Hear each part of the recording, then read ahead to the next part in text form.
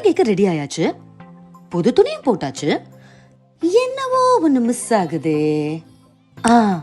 Diamond jewellery. Joyalukkas போலாமா? வாங்க.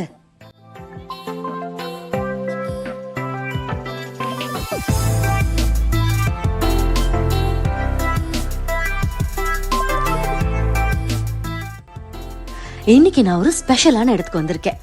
ஒட்டுமொத்த மதுரையோட மிகப்பெரிய diamond show, Joy Alukkas brilliance diamond jewellery show.